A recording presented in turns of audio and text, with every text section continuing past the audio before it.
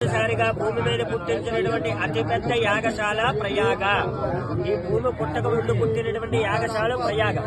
33 కోట్ల స్థలాలు గణపతి ప్రాంతం.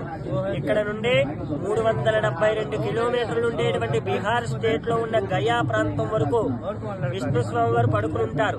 అలా పడుకునుండగా విష్ణుమూర్తి ముఖం ప్రయాగ బ్రహ్మస్థలం ఇది. విష్ణుమూర్తి కడుపు భాగం కాశీ శివస్థలం అది. విష్ణుమూర్తి పాదాలు గయా, అది విష్ణుమూర్తి ప్రాంతం అది.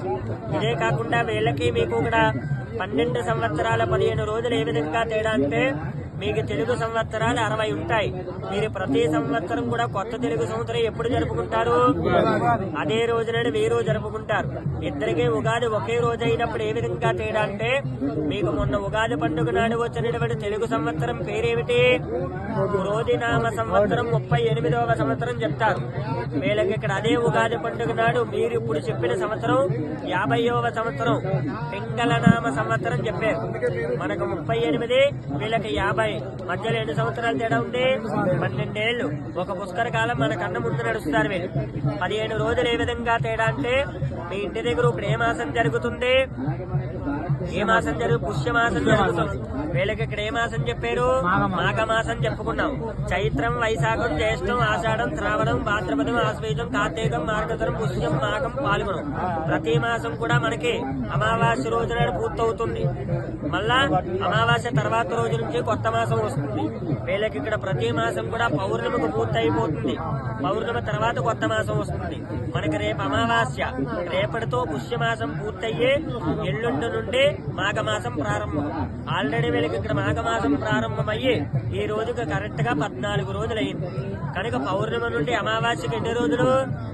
ఆ విధంగా 12 సంవత్సరాల 15 రోజులు మన దక్షిణ భారతదేశం నుండి ఉత్తర భారతదేశం వాళ్ళు ముందు నడుస్తారు. కాబట్టి పవిత్రమైన గంగా, యమున, సరస్వతి 3 నదుల్లో స్నానం చేసిన పుణ్యాన్ని సంకల్పం ద్వారా చెప్పుకుని మన శరీరం ద్వారా చేసిన పాపాలు ఏవైతే ఉన్నాయో ఆ పాపాలన్నిటినీ కూడా ప్రాయశ్చిత్తాలు.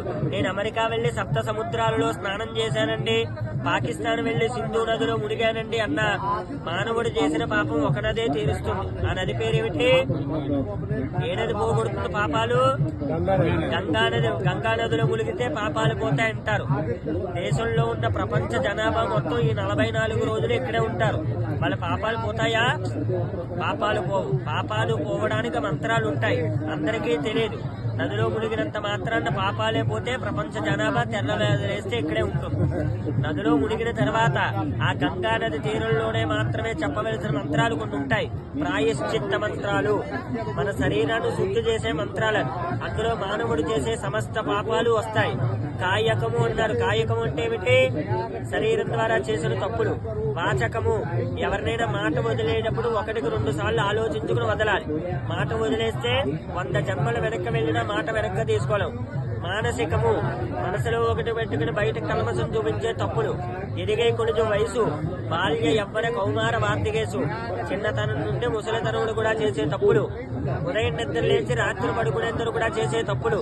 సమయం కాని సమయంలో పళ్ళు తోముకోవడం, సమయం కాని సమయంలో స్నానం చేయడం, సమయం కాని సమయంలో భోజనం తినడం, ఇలా చేస్తున్న తప్పులు.